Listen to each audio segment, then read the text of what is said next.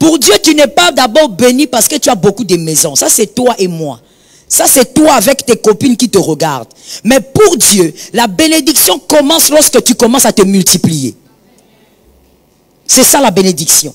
Et c'est pourquoi c'est la toute première bénédiction que Dieu libère sur le couple du jardin d'Éden. Il dit, soyez féconds, multipliez-vous, remplissez la terre. Donc quand Dieu bénit, il commence par parler de la fécondité. En d'autres termes, il parle de la paternité. Il parle de la maternité. Pour Dieu donc, la plus grande bénédiction, c'est la bénédiction de la paternité. C'est là donc à commencer avec Dieu. C'est ça la volonté parfaite de Dieu. Que l'homme se multiplie, qu'il devienne père, que la femme devienne mère. Adam, parlons un peu d'Adam. Adam avait déçu Dieu, oui ou non? Je n'ai pas entendu. Adam avait déçu Dieu parce que Adam était seulement la créature de Dieu. Mais Adam n'était pas son fils. Et voici là où on peut constater aussi les failles d'Adam parmi tant d'autres. Adam a désobéi à Dieu. Adam a trahi l'alliance. Mais parce qu'on voit bien, si on veut bien scruter la vie d'Adam, on se rend compte qu'Adam n'était pas fils. Adam était une créature. Comme un arbre, comme tout ce qu'il y avait dans le jardin.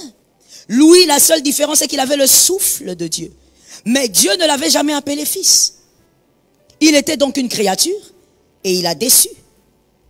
Dieu, quand il veut rectifier le tir, il ne va pas refaire la même chose.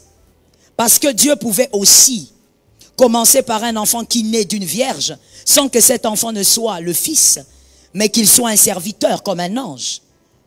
Il pouvait capaciter l'ange pour que l'ange en soit capable. Mais cette fois-là, la Bible dit, c'est le fils qui meurt. Pourquoi le fils? Parce que le fils ne trahit pas le père.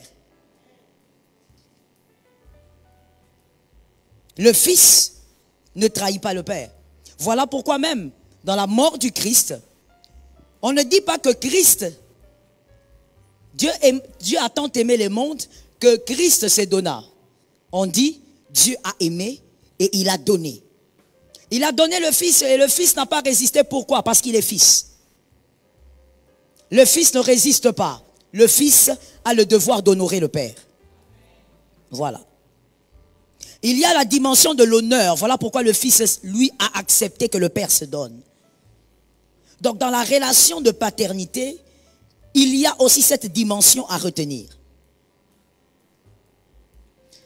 Comprenez donc par ici que la paternité n'est pas une fabrication humaine.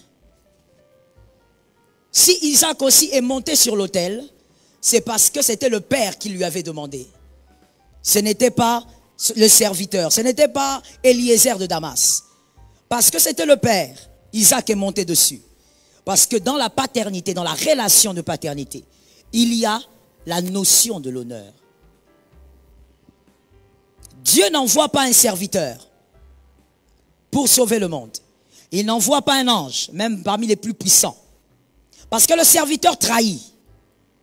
Le fils ne trahit pas. J'ai besoin d'un amen. J'ai besoin d'un autre amen. Le serviteur trahit, le fils ne trahit pas. Pourquoi le fils ne trahit pas? Parce que trahir son père, c'est se trahir soi-même. La deuxième chose importante à comprendre ce soir, la paternité biologique ou spirituelle n'est pas d'abord une question de sémence, mais plutôt une affaire d'équipement, de bagage et de transmission, de façonnement. Deuxième chose à mettre dans votre carnet et dans votre intelligence, la paternité spirituelle ou biologique n'est pas d'abord une affaire de sémence, mais c'est d'abord une affaire d'équipement, de bagage, le bagage qu'on transmet à un fils. Être père n'est pas d'abord une affaire de te donner la semence, mais c'est une affaire de façonnement, être capable de façonner. Voilà pourquoi il y a des gens qui disent, n'appelez pas cet homme mon père, ce n'est pas mon père. Mais lui, c'est ton père. C'est à cause de lui que tu es là. Non, ce n'est pas mon père. Qu'est-ce qu'ils ont envie de dire quand ils disent ça? C'est-à-dire, ils ont envie de dire qu'il ne suffit pas de donner la semence. Un père, c'est celui qui t'équipe. Un père, c'est celui qui te façonne. Un père, c'est celui qui te donne la forme. Une mère n'est pas seulement celle qui donne un enfant la vie ou qui met au monde. Une mère, c'est celle qui est capable d'équiper. Et je vais le dire mieux pour quelqu'un d'intelligent ici. Une mère n'est pas seulement celle qui donne la vie, mais c'est celle qui est capable de donner l'équipement qui va donner un sens à une vie. Je reprends ça. Un père, une mère, n'est pas seulement la personne qui a donné la vie, mais c'est la personne qui donne l'équipement, qui taille, qui transmet l'équipement pour donner le sens à une vie. Voilà un père. Quand j'aurai fini et qu'on va te poser la question à la fin de ce culte, qui est un père? Tu dois être capable de l'expliquer. Un père, ce n'est pas simplement un géniteur. D'ailleurs, même le monde dit un géniteur. Celui qui a pu donner la semence. Ce n'est pas seulement celui-là, mais c'est celui qui va au-delà. C'est celui qui équipe. Et je viens dire déjà, il y a beaucoup de pères, il y a plutôt beaucoup de géniteurs, mais il y a très peu de pères. Même quand vous allez dans la dimension biologique, vous voyez que c'est ça. Il y a beaucoup de pères, de géniteurs plutôt. Il y a beaucoup de gens qui ont fait des enfants, mais des fois que nous ramassons pratiquement toutes les semaines dans les rues. Est-ce que l'enfant qu'on a ramassé dans la poubelle hier, avant-hier, est-ce que cet enfant sort de nulle part? Il y a une sémence, il y a une matrice. Mais où sont ces géniteurs? Quel courage de jeter comme ça un enfant dans la poubelle. Il y a beaucoup de sémences, mais il n'y a pas beaucoup de pères. Il y a beaucoup de géniteurs, mais il n'y a pas beaucoup de pères. Il y a beaucoup de femmes qui donnent naissance, mais il n'y a pas beaucoup de mères. Parce qu'être mère, père, c'est tout autre chose. Ça ne se limite pas qu'à dire, j'ai façonné un être humain. Non, il faut aller bien au-delà. Ça ne se limite pas qu'à dire, j'ai mis au monde. Va au-delà. Donne un sens à la vie que tu as créée. Donnez un sens. Par rapport à notre vie spirituelle, c'est le même principe. Autant tu as un père biologique, tu es né, tu es sorti de quelque part. Il y a une semence qui a produit ton existence, il y a une matrice qui t'a fait grandir. C'est le même principe dans l'esprit. Tu dois sortir de quelque part. Tu dois naître spirituellement de quelqu'un. Tu dois naître spirituellement de l'évangile de quelqu'un. Quand je dis l'évangile de quelqu'un, évidemment, ça cogite autour de Jésus, mais celui-là a prêché l'évangile et toi, tu as cru, tu es né de lui. Que quelqu'un dise à son frère, tu dois avoir un père. Est-ce que tu as dit ou même dans l'église, tu désobéis? Dis à ton frère, tu dois avoir un père. Tu dois naître de quelqu'un. Tel que tu es là parce qu'il y a un père biologique. Parce qu'il y a une mère. Et spirituellement, bien aimé, quand ces principes ne sont pas respectés, tu es un peu comme quelqu'un qui n'existe presque pas spirituellement. Tu dois sortir de quelqu'un. Spirituellement, il faut refuser d'être un Adam. Il y a déjà eu un Adam physique, ça suffit, on connaît les dégâts. Nul besoin de reprendre l'histoire ici. Ne sois pas un Adam spirituel. Tu es grand seul. Spirituellement, tu es seul. Tu fais des choses seul. Non, je me suis converti en telle année. J'ai eu mon baptême en telle année. Et tu vis ta vie comme ça, spirituelle, seul. Tu es Adam, tu sortiras du jardin. Tout Adam finit par sortir du jardin. En d'autres termes, parce que tu n'as pas dit amen, donc tu n'as pas compris, je t'explique. C'est-à-dire que tu finiras par vivre une vie terrestre qui n'a rien à voir avec la volonté de Dieu. Être dans le jardin, c'est la volonté parfaite de Dieu. Si tu veux vivre ta destinée terrestre, tu dois avoir un père. Parce que le Père spirituel te permettra justement à vivre pleinement ta destinée spirituelle et même terrestre. Il n'y a pas d'Adam spirituel. Tu es seul, tu fais des choses seul. Tu ressembles à un Melchisédek. Ce sont des choses qui détruisent. Que Jésus t'aide. Le grand Paul que nous connaissons, un grand Paul, qui a écrit les plus des épîtres dans la parole de Dieu. Ce grand Paul-là a eu un père. Il n'est pas sorti de nulle part. Moi, j'ai choisi celui-là. Il y a plusieurs qui ont eu de père. Mais j'ai choisi celui-là non seulement à cause de son érudition, mais aussi parce que c'est un homme qui a entendu lui-même le Christ. Ce n'est pas quelqu'un à qui on est venu prêcher la parole, il s'est converti. Non. Il était sur le chemin de Damas. Christ a parlé à son oreille. Christ lui a dit, tu me persécutes. Mais comment je te persécute? Ils ont causé même. Mais après cela, Christ lui dit, écoute, va dans telle ville, on te dira quoi faire.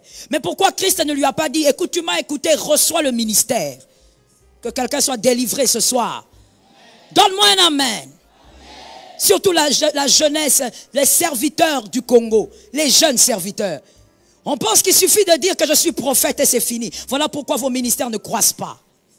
On ne sert pas Dieu en dehors de ses principes. Je peux parler. On ne peut pas accoucher par la bouche. Vous voulez accoucher par la bouche, vous allez mourir. L'enfant ne sort pas par la bouche. J'ai un ministère, tu as un ministère qui est ton père. Voilà pourquoi on a des monstres qui nettoient des grandes dames. Une grande dame comme toi, on te lave par un gamin de 16 ans au nom d'un ministère. Voilà pourquoi il y a des grands dégâts. Des prédications qui n'ont rien à voir avec l'évangile pur de Jésus. Parce que ce sont des hommes et des femmes sans père. Non, j'ai reçu le ministère. Paul, sur le chemin de Damas, a écouté Jésus. Toi, tu as déjà écouté Jésus? Peut-être pas. Il a entendu Jésus, ils ont même causé. Parce qu'il a dit à Jésus, qu'est-ce que je t'ai fait?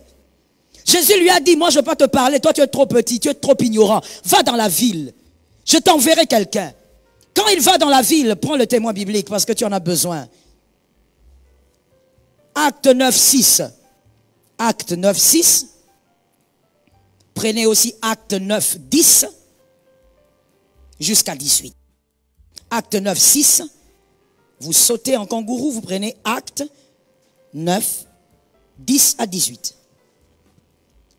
Il dit à Paul, va dans cette ville. Donc en fait, Christ ne lui dit même pas ce qu'il doit aller faire.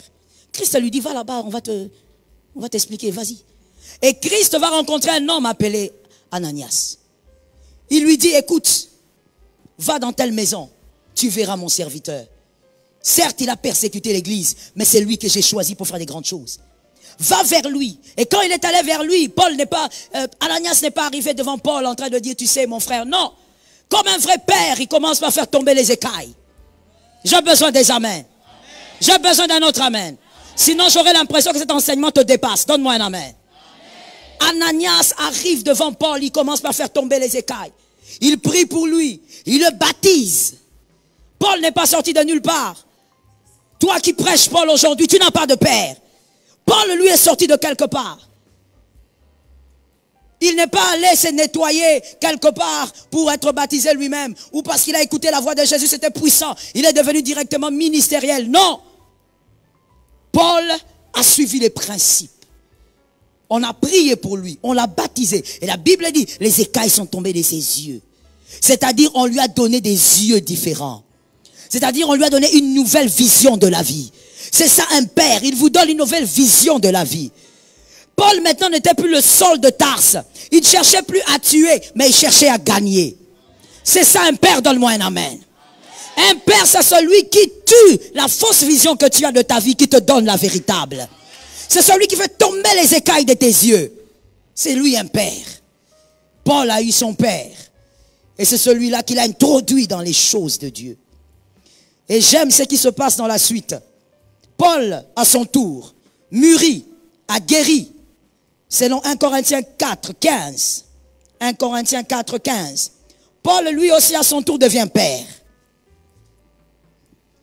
1 Corinthiens 4, 15. Je veux qu'on lise ce verset. quelque chose d'intéressant que Paul dit que j'aime. 1 Corinthiens 4, 15. Je lis au nom de Jésus. C'est l'apôtre Paul qui parle. Car quand vous auriez 10 000 maîtres en Christ, vous n'avez cependant pas plusieurs pères. Puisque c'est moi, que quelqu'un dit c'est moi. Est-ce qu'il a dit c'est Jésus? Je veux te poser la question. Est-ce que je lis la Bible ou je l'ai fabriquée? Est-ce que c'est la Bible? Paul dit, puisque c'est moi qui vous ai engendré. Engendré en Jésus-Christ par l'évangile. Il dit, vous pouvez avoir beaucoup de maîtres. Baladez-vous comme vous voulez. Mais le Père, on n'en a pas deux. Je vais directement déboucher à la réponse à la question de quelqu'un. On n'a pas deux pères spirituels. On n'a pas deux mères spirituelles. Tu as une mère spirituelle à ma campagne, tu as une autre à Delvaux. On n'a pas deux pères. Et j'aime souvent donner l'exemple justement de la paternité biologique pour dire, mon frère, si tu peux avoir deux pères biologiques, tu peux aussi avoir donc deux pères spirituels. Si tu ne peux pas avoir deux pères biologiques, tu ne peux pas avoir deux géniteurs, tu ne peux pas avoir deux pères spirituels. Il y a un seul père. L'apôtre Paul dit, ayez 10 000. Cet homme était extraordinaire. Un homme très éloquent. Il dit, ayez 10 000. Est-ce que quelqu'un peut avoir, même si tu as des coachs, est-ce que tu peux en avoir 10 000? Mais il extrapole, il dit, ayez 10 000. Mais le Père, c'est moi. Il parle de lui en disant, c'est lui le Père. Mon frère, je vais en besogne pour te dire, tu es maudit si toi tu as deux pères. Comment tu as deux pères? Parce que si tu as deux pères, c'est qu'en réalité, je vais t'expliquer pourquoi j'ai dit que tu étais maudit. Parce qu'en réalité, le deuxième là, tu t'es choisi.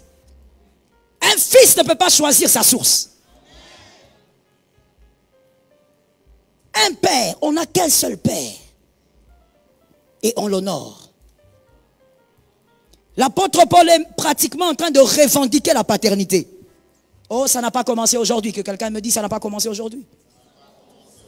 Voilà. C'est pourquoi des fois quand les gens pensent que c'est trop grave ce qui nous arrive. Non, non, non, ça n'a pas commencé aujourd'hui. Ça a commencé depuis longtemps. Des personnes que vous enseignez mais qui ont des pères quelque part. Des personnes que vous enseignez ici mais qui vont, je ne sais pas, en Angleterre et qui ont des pères. L'apôtre Paul est en train de revendiquer ça. Il dit, qu'est-ce qui vous arrive? Même si vous avez 1000 maîtres, il n'y a pas de père. C'est moi qui vous ai engendré. Quelque part, il est en train de réclamer. En d'autres termes, je disais, je vais un peu en besogne. En d'autres termes, c'est qu'au milieu de ces fils-là, il y avait des rebelles. Il ne manque jamais. Il y avait des rebelles, donc des personnes qui appellent père, mais en même temps qui appellent même 50 autres personnes père. Que l'Éternel te délivre. J'ai besoin d'un amen de délivrance. J'ai besoin d'un autre amen de délivrance. Que Jésus te délivre. Je veux expliquer quelque chose avant de continuer d'expliquer le mystère de la paternité. C'est important que j'ouvre cette parenthèse. Ça peut être une question que l'on vous pose ou même que vous avez à l'intérieur de vous. Pourquoi Christ n'avait pas de fils? Pourquoi Christ a eu des disciples? Des disciples, c'est qui voudrait dire des personnes comme lui. Pourquoi Christ a voulu se multiplier? Il dit lui-même dans Matthieu 6, 28, il dit, plutôt Matthieu 28, excusez-moi, dans Matthieu 28, la grande commission, il dit, allez et faites de toutes les nations mes disciples. Mais pourquoi Christ n'a pas eu des fils? Pourquoi lui parle plutôt de disciples? C'est-à-dire des personnes qui lui ressemblent et donc des frères. Pourquoi? La réponse se trouve dans Luc 22, 70 ou 70. Luc 22, 70 ou 70. Christ lui-même dit qu'il est fils. Il est lui-même d'abord fils. Et dans Matthieu 6, 9, le verset qu'on a tous appris, je crois, à l'écodime, Matthieu 6, 9, il dit aux disciples, voici comment vous devez. Il dit, je vous présente la manière dont vous devez prier. Il dit, voici comment vous devez prier. Vous direz, ok. Pourquoi il a dit, vous direz notre? Pourquoi il n'a pas dit votre? Parce qu'il a commencé par dire, c'est comme ça que vous allez prier. Pourquoi il n'a pas dit, alors vous direz, votre Père qui est aux cieux? Il a dit, vous allez prier notre. C'est-à-dire, il est votre et il est le mien. En d'autres termes, je ne suis pas votre père, je suis votre frère. Christ a fait de toi son frère et nous sommes tous fils du Père. Voilà pourquoi il n'avait pas fait de fils, parce que lui, étant que fils unique avant la mort, après la mort, il est devenu fils d'un grand nombre, ou plutôt frère d'un grand nombre. Il n'a pas fait des fils parce que lui-même était notre frère. Est-ce que quelqu'un m'entend? C'est comme ça que la parole dit dans Romains 8, 17. Romains 8, 17. La parole de Dieu dit que nous sommes héritiers de Dieu et co-héritiers. C'est-à-dire, de Dieu, nous sommes des héritiers. Est-ce que vous comprenez ce que ça veut dire, n'est-ce pas? C'est-à-dire, c'est que Dieu a, c'est pour nous. Comme lorsque vous êtes fils d'un homme, vous avez votre père biologique, vous êtes son héritier. Et donc, vous êtes co-héritier avec Christ, c'est-à-dire quoi? Que ce que Christ a, ce qui lui revient en tant que fils aîné, te revient. Tu es héritier de ton père et tu es co-héritier avec tes frères. Est-ce que quelqu'un m'entend? Voilà pourquoi lui n'a pas eu de fils. Lui, il est venu plutôt pour faire de nous fils de Dieu et donc ses frères. Que l'Éternel t'aide à comprendre. Et je reviens à ce verset qui m'a intéressé. Il dit notre Père qui est aux cieux. Laisse-moi te parler de ce verset-là. Je suis toujours dans la brèche. Laisse-moi te parler de ce verset. Écrit. Voici les éléments à comprendre sur ces versets. Christ a parlé d'une prière, mais ça cache des mystères.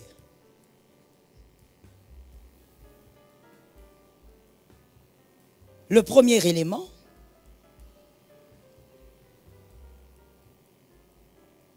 il dit notre Père qui est où? Aux cieux. C'est qu'il y a des pères sur terre. C'est déjà ce qu'il a envie de nous dire de manière tacite. Il y a un Père aux cieux parce qu'il y a des pères sur la terre. Et évidemment, vous avez votre Père biologique et vous avez aussi le Père spirituel. Et le Père qui est aux cieux est le Père de tous.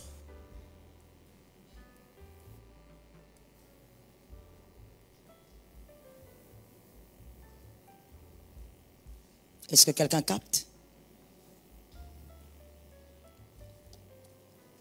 Et un autre mystère que je relève, pour fermer la parenthèse, c'est qu'il dit, il commence par dire notre Père. Et la suite vient. Tout ce que vous connaissez vient après.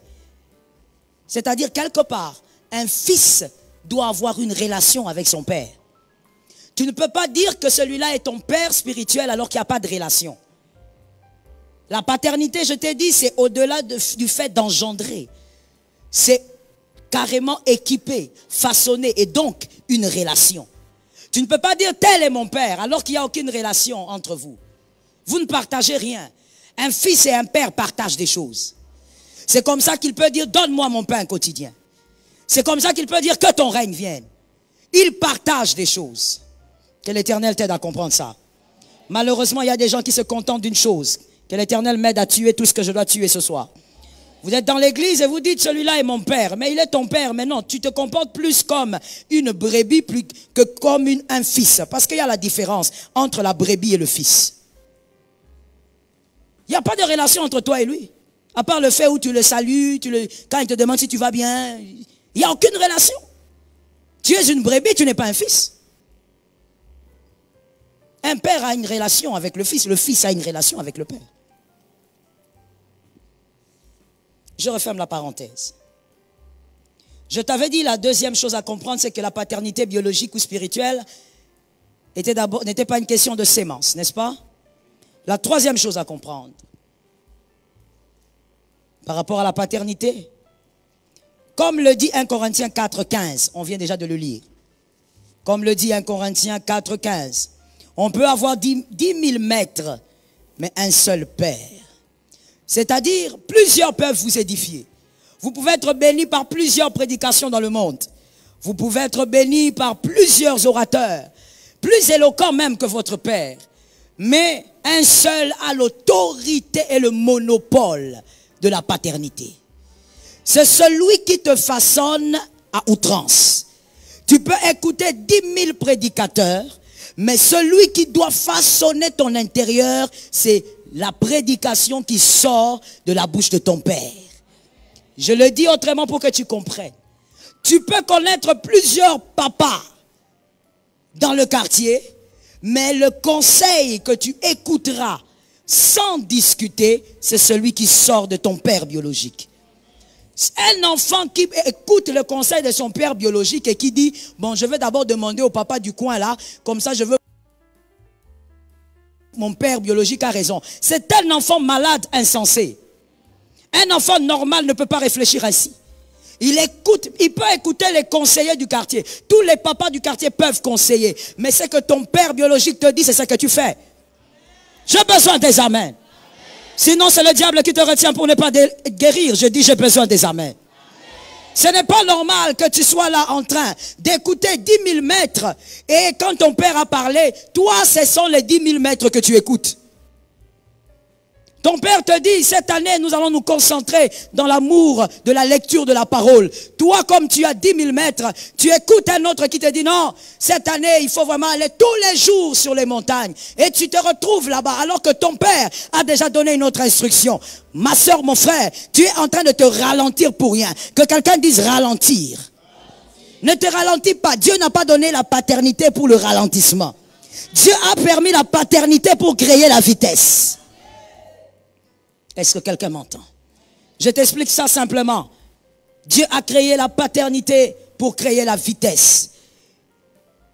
Isaac ne va pas souffrir pour vivre en Canaan. Il ne souffre pas. Parce que le père a déjà fait le parcours. Abraham a déjà beaucoup marché. Isaac ne souffrira plus. Le parcours qu'Isaac devait parcourir, Abraham l'a fait. La paternité, c'est pour te donner de la vitesse, pas pour te ralentir.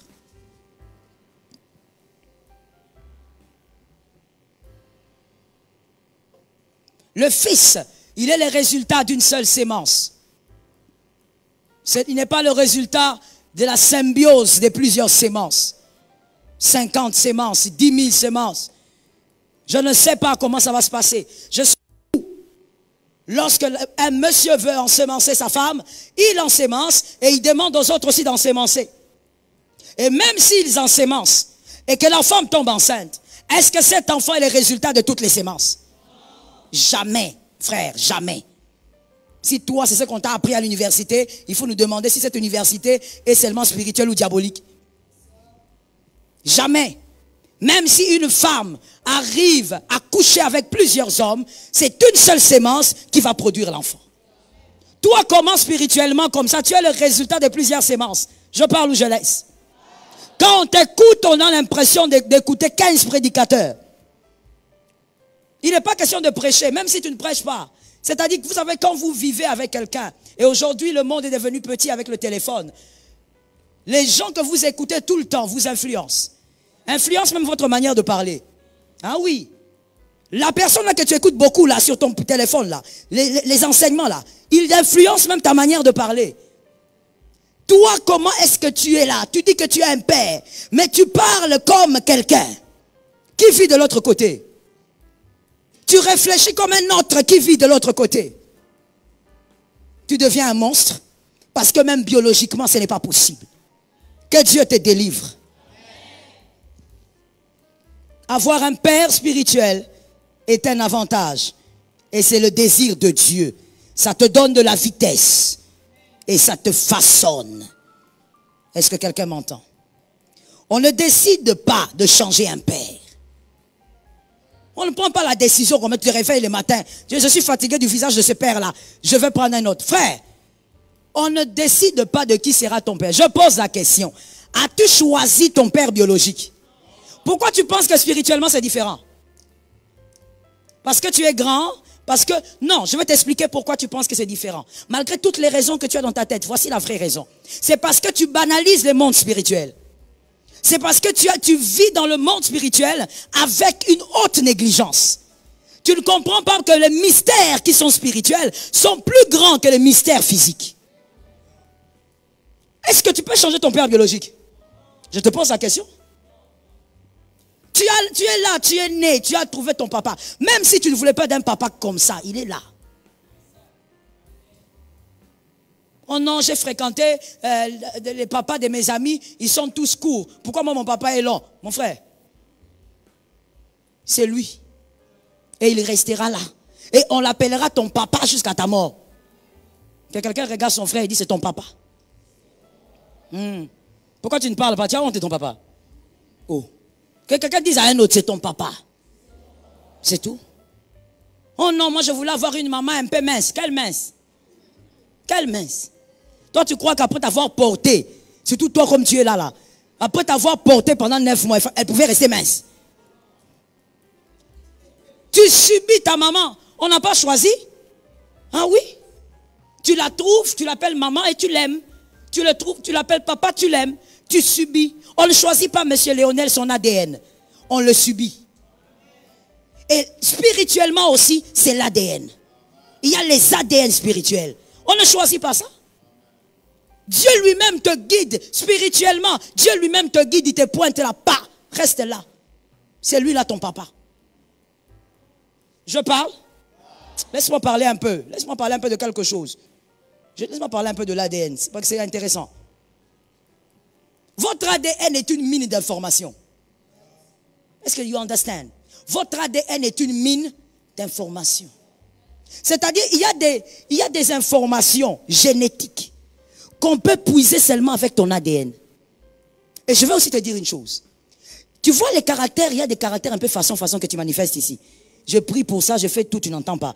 Parmi ces caractères, il y a des traits de caractère qui n'émanent pas de ton éducation. Ça émane du génétique.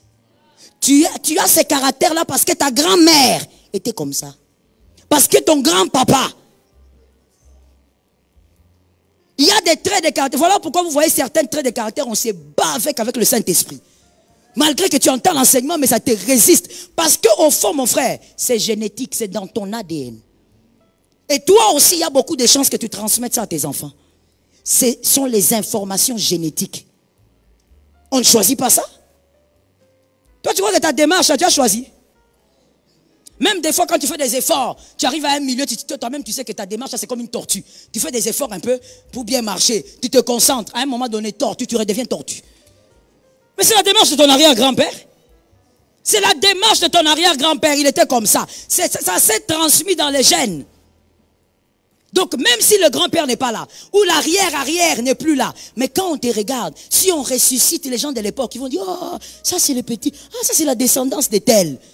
Parce que ton génétique cache des informations de tes origines. Est-ce que quelqu'un m'entend bien? Et donc, mon frère, l'ADN spirituel, c'est la même chose. Ça cache les informations sur tes origines. Tu ne peux pas trahir tes origines. Est-ce que quelqu'un m'entend bien? Tu ne peux pas. Il y a des endroits où même si tu fais comment, quand tu es un vrai fils évidemment, même si tu dis, je ne veux pas beaucoup parler, il te suffit de parler un peu, tu rappelles à ces gens ton père. On dit, toi tu n'es pas le fils de tel, toi tu ne pries pas à tel endroit. Mais toi tu pries ici, mais tu parles comme. Reste à savoir, tu es qui? Ton ADN là, il y a quoi? Que l'Éternel nous aide. Un père comme le père biologique, c'est pour toute la vie. S'il meurt, les choses s'arrêtent. C'est seulement la mort qui te sépare d'un père. La mort. Il tombe. Est-ce que quelqu'un m'entend bien? J'ai besoin d'un amen qui te délivre. C'est seulement la mort qui te sépare d'un père. Parlons maintenant de ce qu'un père est pour vous. C'est qu'il est aussi pour vous. Premièrement, et j'insiste sur premièrement, le père est d'abord un repère avant d'être une source. Il est d'abord un repère. Aujourd'hui, beaucoup de jeunes ont des sources. Ils vont s'abreuver. Et lorsqu'ils s'abreuvent, ils sont revigorés. Mais après ça, c'est pour la destruction totale qu'il s'abreuve. Il s'abreuve pour détruire. Pourquoi? Parce qu'on a cru que le papa était d'abord la source. Le père n'est pas d'abord la source, il est d'abord le repère. C'est comme ça que vous voyez les gens venir vers le père, donner la tête. Mais toutes les têtes que tu as données, ça ne fait que te déformer. Tu te déformes. Et tu détruis aussi les autres. Parce que tu as mal compris les choses. Dis à ton voisin, commençons par les débuts. Le père, il est d'abord un repère avant d'être une source. Et c'est quoi un repère? Le repère, c'est une borne. C'est une borne. Votre père spirituel est celui que vous regardez pour que sa vie vous aide à ne pas dépasser certaines limites. Quand vous le regardez, c'est une borne. Vous le regardez, vous dites, ok, mon père, c'est comme ça sa vie. À cause de ce qu'il est, moi je ne peux pas faire telle chose. Tu as compris maintenant? Tu dois ressembler, bien-aimé. Voilà pourquoi je dis c'est d'abord un repère avant d'être une source. Tu dois ressembler à l'eau que tu bois. Mais aujourd'hui, on a tellement fait du Père la source. Je veux me ressourcer. J'ai besoin d'ouverture. J'ai ma dîme. Papa prie. Je veux me ressourcer. Je veux que les choses s'ouvrent. C'est tellement devenu stigmatisé pour nous que c'est une source au point où nous buvons, mais nous nous déformons. Tu bois à la source, mais tu te déformes. En parlant des jeunes serviteurs, vous buvez, mais vous allez faire des choses horribles. Ah, celui-là, c'est mon père. Il va me donner l'onction. Il va prier pour moi, pour la retraite que j'ai. J'organise une activité. Tu vas là-bas comme une source, parce qu'on t'a trop dit. On t'a trop dit que c'est une source d'abord. Tu vas là-bas, il prie pour toi. Tu tombes, tu retombes. Tu soulèves les pieds comme ça, comme un être antique. Toi, tu crois que c'est dans les tombées là qu'il y a la véritable onction? Come on. On va en parler. Que Dieu nous donne la vie. Tu tombes et tu retombes. Et quand tu vas faire ton action, tu fais l'action, Dieu s'est fait glorifier. Parce que les âmes sont venues pour Jésus. Après ça, c'est seulement au milieu de l'action là que tu attrapes une fille. Tu l'attrapes seulement à côté là, au bureau. Tu la prends. Viens ma soeur, j'ai quelque chose à te donner, un message à te donner en particulier. Vous entrez là-bas au bureau, ce n'est plus le message. C'est devenu le massage. Dis à ton frère, ça se transforme. Ce n'est plus le message, c'est devenu. On commence à te masser le dos, on commence à te masser les pieds, et toi aussi tu commences à masser les pieds, à masser le dos, et tu souris comme quelqu'un qui n'a jamais vu le dos de quelqu'un. Hein, je parle de toi, l'homme là, le rebelle. Pourquoi? Parce que dans nos têtes, le papa, c'est la source. Je dois aller puiser. Non, il est d'abord le repère. Il est d'abord la borne. Que quelqu'un me dise, il a une borne. C'est-à-dire quand il est là, tu regardes sa vie, tu dis, ah, si lui il a pu faire ça, je suis obligé. Il y a des limites qu'il n'a pas franchies, je suis obligé de respecter les limites. Est-ce que quelqu'un m'entend bien? Si les fils, laisse-moi rester au Congo à Kinshasa, si les fils à Kinshasa comprenaient d'abord ce premier principe, on n'allait pas avoir des fils qui ont des pères, qui honorent Dieu dans la sainteté, mais eux-mêmes sont impudiques. Et même les toucheurs des seins. Donne-moi un amen. Donne-moi un amen. Les toucheurs des seins. Les toucheurs de quoi? L'amba là c'est quoi? Pourquoi tu fais oh? Les toucheurs de hanches. Les yeux fermés comme ça. Il sait voir que cette hanche ici c'est catégorie XL, 2XL. Mais il dit son père est pur. Pourquoi ça reste comme ça? Parce que pour lui, il est seulement celui qui doit le remplir d'onction. Quand il a une action, il amène à une dîme, une grosse dîme. Voilà pourquoi moi il y a des gens que je fais rentrer avec leurs offrandes. Tu ne comprends pas les principes. Quand tu es un pasteur de ventre, tu vas prendre. Si tu n'es pas pasteur de ventre, que c'est Dieu qui te nourrit, tu ne prendras pas. On n'est pas père d'abord parce qu'on est là en train d'abreuver. Mais on est d'abord un repère. La Bible nous le montre. Écris. Écris ça. Sinon tu vas te poser la question sur les témoins bibliques. Écris. 1 Corinthiens 11, 1. Non, attendez s'il vous plaît. Laissez-moi regarder un peu plus au-dessus. C'est plutôt au-dessus. Matthieu 5, 48. Matthieu 5, 48. La parole dit, soyez donc parfaits comme votre Père Céleste est parfait. C'est-à-dire le Père, on a pris le Père Céleste. Pourquoi monsieur Lionel, on dit, Lionel, sois parfait comme Dieu est parfait. Pourquoi? C'est pour te dire, Dieu c'est ta borne. Regarde comment il est. Là où il n'est pas, ne sois pas. Dieu est parfait. Dieu n'aime pas le péché, n'aime pas le péché.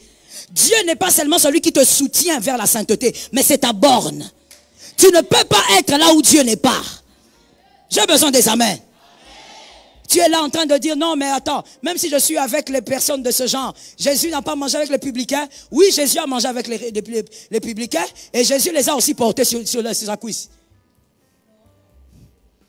Tu n'as pas dit non parce que tu as lu ça dans ta Bible. Hein?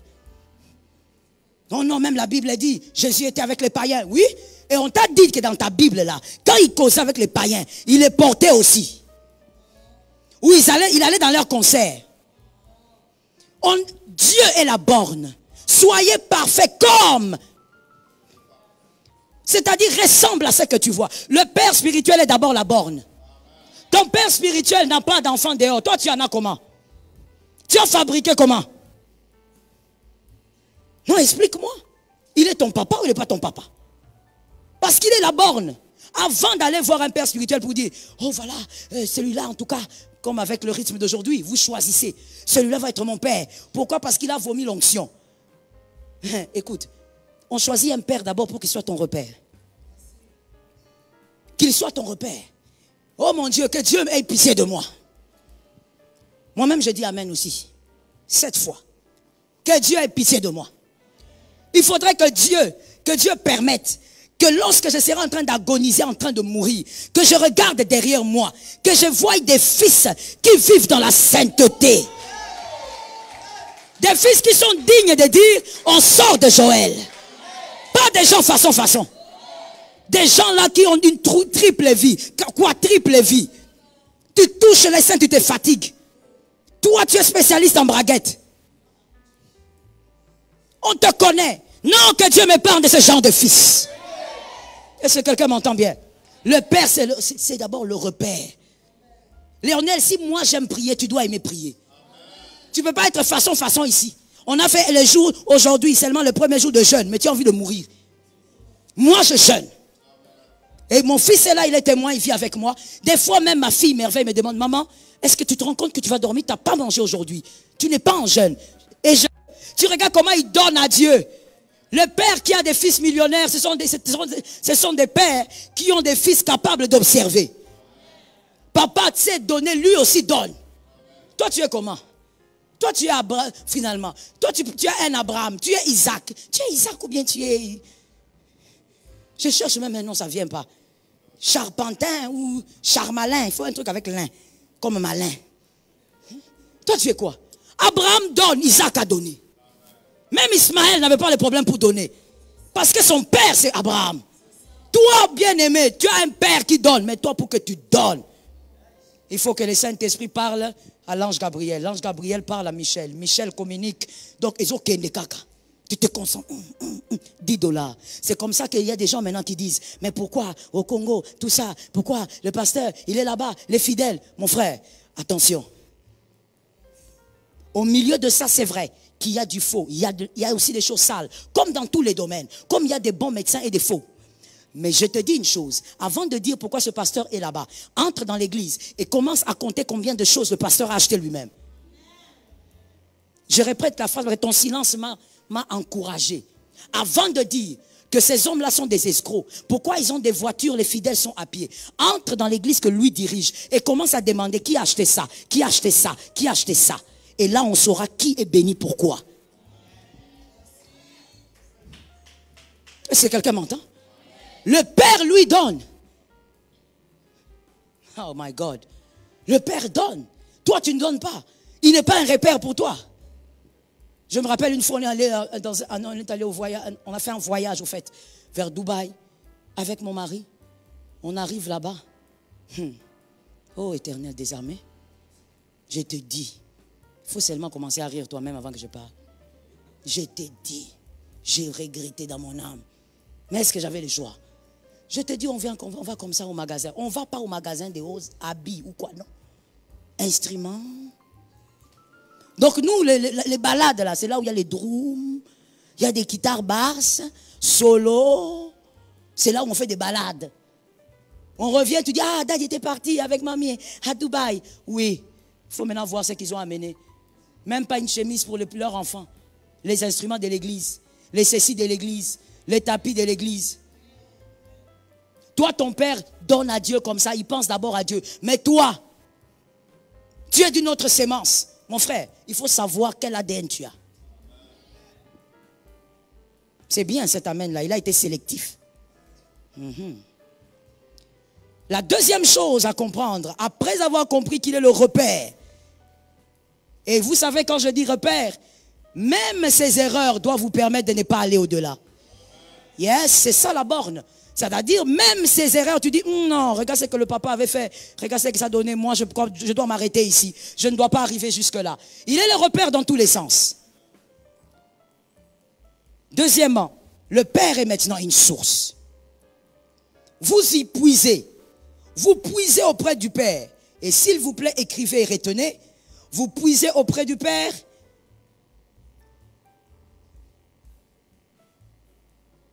Pour être vous, selon le modèle du Père. Vous puisez auprès du Père pour être vous. Mais selon le modèle du Père. Il te façonne. Quand on dit vous puisez, on parle de l'équipement spirituel, mais aussi un père, c'est celui qui peut aller au-delà. Il te donne le conseil aussi de la vie.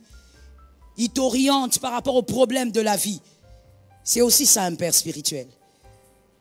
Et donc, il te ressource pour que tu sois toi, selon le modèle du Père. 1 Corinthiens 11:1. 1 Corinthiens 11:1. La Bible dit, soyez mes imitateurs comme je le suis moi-même du Christ. L'apôtre Paul, encore lui, aujourd'hui je ne serai qu'avec lui. Il dit, soyez mes imitateurs comme je le suis moi-même du Christ. Paul, si seulement on pouvait te poser la question, pourquoi tu dis, soyez tes imitateurs? Pourquoi tu ne nous demandes pas d'être des imitateurs d'abord du Christ? Il dit, soyez mes imitateurs. Il parle au fils. Il ne parle pas aux fidèles. Il dit, fils, soyez mes imitateurs. Comme moi-même je le suis du Christ. 1 Corinthiens 11:1. Ça veut dire ceci. Et c'est là qu'on va chuter ce soir. Voici ce que ça veut dire ce verset de Paul. Ça veut dire beaucoup de choses. J'ai épinglé juste certains éléments. Premièrement, le Fils imite le Père. Et le Père imite le Christ. Le Fils imite le Père. Et le Père imite le Christ. Maintenant, imagine-toi que toi, tu n'as pas de Père. Donc toi, tu es là. On ne sait plus ce que tu fais exactement. Car Isaac a vu Dieu sur le mont Moriah. Mais Abraham l'a vu à Chéran. Isaac a vu Dieu sur le mont Moriah. Mais Abraham l'a vu à Chéran. Quand je dis qu'il a vu Dieu, c'est-à-dire qu'il a vu la manifestation de la puissance de Dieu. Isaac l'a vu au mont Moriah. Abraham l'a vu à Chéran. J'ai simplement envie de dire à quelqu'un, pendant que le fils rampe, le père court déjà. Pendant que le fils rampe, le père court déjà. Maintenant, je vais entrer dans les profondeurs pour t'expliquer quelque chose que tu dois comprendre par l'esprit et par l'intelligence. Ne cherche pas la facette de Dieu que ton père a déjà vue. Gagne le temps. Gagne le temps. Est-ce que quelqu'un m'entend? La facette de Dieu que ton père a déjà vue, prends-le chez ton père. Gagne le temps. Celui qui est entré en retraite pour la manifestation de Dieu dans un certain domaine, qui est ton père? Quand il sort, il a la manifestation. Toi, bénéficie de la manifestation. C'est le même Dieu. Mais n'entre pas encore en retraite parce que tu perds le temps. Le père doit donner la vitesse. Est-ce que quelqu'un m'entend bien? C'est-à-dire, le Dieu de ton père doit devenir ton Dieu pour que tu gagnes le temps. Tu vas voir les manifestations de Dieu sans les sacrifices que lui a eu à faire pour les voir. Il s'est sacrifié pendant 12 jours pour que Dieu chasse la maladie de sa maison définitivement. Toi, si tu acceptes le Dieu de ton père, tu ne feras pas 12 jours. Le Dieu qui a chassé la maladie chasse automatiquement la maladie dans ta maison. Ça tombe sur quelqu'un qui a compris. Lorsque tu as un père, cherche les facettes des dieux qui ne se sont pas encore manifestés chez le père. Gagne le temps. Oh. Ton père est délivré de la pauvreté. Pourquoi toi tu vas prier contre la pauvreté? D'ailleurs, la pauvreté, on ne prie pas contre ça. La pauvreté, on se lève avec décision et avec action. Est-ce que quelqu'un m'entend bien? Là où ton père a sauté, mon frère, pourquoi toi tu as envie de créer un pont? Saute, non? Élisée, il prend le manteau. Il arrive devant le Jourdain. La Bible dit qu'il était content. C'était une question, hein? La Bible dit qu'il était content. Oh, vous hésitez donc vous ne lisez pas. Non, il n'était pas content. Il était irrité parce que son papa était parti. La Bible dit qu'il n'était pas content. Mais quand il arrive devant le Jourdain, il prend et dit, ah, où est le Dieu de mon père? Le manteau, on l'utilise avec l'onction que le papa a déjà emmagasiné. Est-ce que quelqu'un m'entend bien? On prend le manteau. Pas seulement parce que c'est tombé, mais parce que le papa a déjà emmagasiné l'onction dedans. Tu prends et tu utilises selon le miracle que lui a déjà reçu et tu cherches le tien. Est-ce que quelqu'un m'entend? Non, mon frère, quand ton papa a déjà traversé certaines choses, toi tu ne dois pas rester au même endroit. Voilà pourquoi j'ai toujours dit et je le dis encore, toi tu ne peux pas vivre une vie paradoxale à ton père. Non, vous savez, biologiquement, ça peut s'expliquer. Mais le monde spirituel, c'est un monde d'autres principes. C'est-à-dire, le monde spirituel, quand quelqu'un monte, il monte avec tous ceux qui sont attachés au pan de son vêtement. C'est comme ça que la Bible peut dire, l'onction commence à la tête. Et ça descend, ça touche, et ça va jusqu'au pan de l'habit. C'est-à-dire, quand l'onction a commencé, tout le monde doit être touché, même si c'est un peu en retard. Est-ce que quelqu'un m'a capté? Et donc, mon frère, tu dois comprendre que tu dois gagner le temps. Au lieu de te poser la question, comment je dois prier? Regarde ton papa. Commence à imiter. Ne prie pas avec ces phrases. Ce n'est pas ça, imiter. Imiter, c'est le mode de vie. Ce n'est pas la façon de parler ou encore les phrases. Le mode de vie. Tu regardes comment il donne ses dîmes, tu dis, ok, d'accord. De toutes les manières, il y a un principe spirituel. Mais le problème, c'est que vous savez, quand l'homme veut seulement lire ce qui lui plaît, il va seulement parler du verset dans le sens qui lui plaît. Il y a un verset qui parle des enfants comme étant des flèches dans les carquois de qui? Du Père. Quand on les déclare ici, tout le monde lève la main. Vous voulez même déraciner les colonnes. Ne les déracinez pas. Hein? On a souffert pour construire ça. Vous donnez des amens, vous levez même vos pieds. Mon frère, mais attention, on a dit que c'est la flèche. Donc en d'autres termes, non seulement c'est le Père qui lance, mais il va au-delà du Père. Donc en réalité, mon frère, quand toi tu vois le Père prier 2 heures, tu dois faire 4. Donne-moi un amen. C'est le verset que tu aimes. Tu commences à refuser ça. Le verset, il faut le lire recto verso. Il faut bien lire les versets. Oh, je suis la flèche. Oui, la flèche ne tombe pas là où le Père est debout. La flèche tombe toujours plus loin. Ton Père jeûne 3 jours. Toi, tu dois faire 6 jours. Tu fais plus. Même ce principe qui dit, le Fils doit être plus grand. Mon frère, pour être plus grand, c'est pas seulement parce que tu as l'ADN. Non, tu deviendras plus grand parce que tu fais des choses aussi qui t'amènent à la grandeur. Tu fais plus que ce que ton Père a accompli. Évidemment, des bonnes choses. Toi, tu n'es pas là en train de regarder, mon papa a une seule femme, je vais prendre 2. Maman avait dit, il faut faire plus. Je vais au-delà. Et tu vas prendre la deuxième, là, et la deuxième que tu vas prendre. Ah Seigneur, nous-mêmes on se demande, tu as pris 2 en 1 ou bien? Tu nous prends quelqu'un. Oh, moi je deviens polygame parce que maman avait dit, il faut faire plus. Oh, attention frère, faire les bonnes choses. Et donc, le Père, le point 2, il faut l'imiter. Est-ce que quelqu'un m'entend? Ça évite certaines souffrances. Ça t'épargne de beaucoup trop de travail dans certains domaines. Voilà pourquoi j'étais même en train de le partager avec certains fils. Je disais, voilà pourquoi la jeunesse, quinoise, parce qu'il faut dire que dans d'autres provinces ne sont pas forcément comme ça. La jeunesse quinoise, surtout dans l'œuvre de Dieu ou dans le ministère, doit vraiment changer de mentalité. Vous verrez, Monsieur Léonel, quelqu'un venir vers vous, vous dire, écoutez, je veux que vous soyez ma mère spirituelle. Je dis, ok, d'accord. Et pourquoi? Parce que ça. Hein, d'accord. Et d'accord, je vous écoute. Donc, oui, ce sont les raisons. Monsieur, tu lui demandes seulement la présentation. Mais la présentation qu'il va prendre va faire 6 heures. Celui qui est venu demander la paternité, en d'autres termes, est venu demander l'intelligence, la sagesse et l'onction. Mais toi, comment auprès de quelqu'un auprès de qui tu dois puiser, au lieu de te taire et d'écouter, c'est toi qui parles pendant 3 heures. C'est ça la jeunesse. Tu es devant un père. Tu ne peux pas être... Je donne un exemple. Le père t'appelle, il dit, Léonel, viens, on va faire la marche. J'ai l'habitude de dire, le désir du père n'est jamais pour rien. Même si Louis ne le sait pas, l'onction le sait. Est-ce que quelqu'un m'entend? Il t'appelle, il dit, viens, on va faire la marche. Tu vas faire la marche. Et toi, tu te dis, bon, c'est papa, on est avec lui depuis 7 ans. Ta fierté, c'est ça. Je suis avec lui depuis 15 ans. Je suis avec lui depuis 100 ans. Qu'on te donne le diplôme. J'ai l'habitude de dire, dans ça là, il n'y a rien. Non, donne-moi un amen. Dans ça là, oh les années, j'ai fait 25 ans ici. Vous tous, vous êtes des parvenus. Papa, je te console. Si on t'avait dit ça, je te dis, dans ça là, c'est celui qui fait, ce n'est pas celui qui fait trop d'années, qui reçoit la grâce du Père, mais c'est celui qui entre dans le cœur du Père.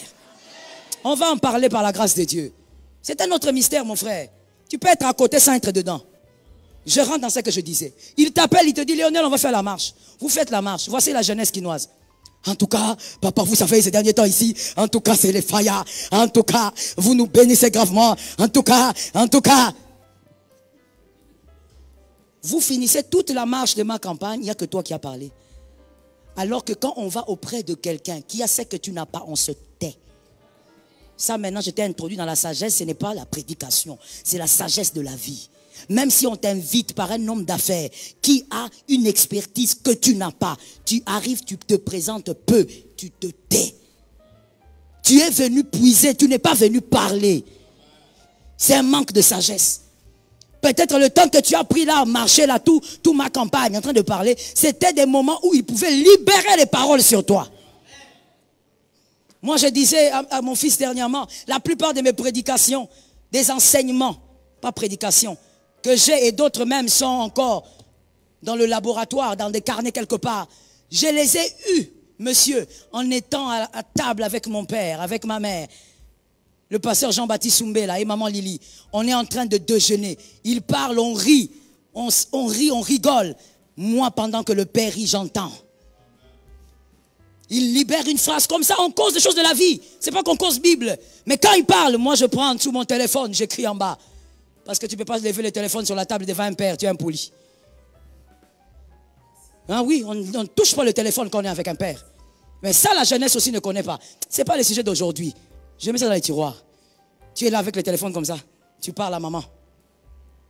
J'écris en bas. J'écris les sujets. Il dit quelque chose, une phrase de sagesse, j'écris. Maman dit quelque chose, j'écris. Je rentre à la maison, je prends mon carnet, je commence à classer. Même 7 thèmes. Et d'autres, ça reste pour moi les sagesses de la vie. Toi, quand tu es avec un père, tu parles, tu dis quoi? Là où tu vas puiser, tu parles, tu dis quoi? Parle peu. Même la Bible dit, lorsque tu es à table avec des supérieurs, mets le couteau ici. La Bible ne dit pas ici. Ça, c'est lié aussi à la culture juive, mais on dit ici. Ça dit, tais-toi un peu. Fais un peu le muet. Emmagasine la connaissance. Emmagasine la sagesse. Peut-être que ce jour-là, il t'a appelé parce que Dieu t'a choisi pour rester avec le manteau. Hey, le Dieu du ciel. Toi, tu es là en train de parler. Papa, tu sais, papa, tu sais, papa, tu sais, papa, tout le long, c'est seulement toi qui parles. Alors que le Saint-Esprit t'avait choisi ce jour-là. Le Saint-Esprit regarde, il dit, regarde, c'est petit, il est disqualifié. Allez appeler même lui. Il n'y a pas de lui ici. Non. Il faut que je donne même quelqu'un le nom de lui alors. Le Saint-Esprit choisit Louis. On dit, allez chercher Louison. Le père qui finit avec toi dit, ah fils, merci beaucoup. En tout cas, tu m'as aidé à faire la marche. Que Dieu te bénisse. Amen, amen, amen, daddy, amen.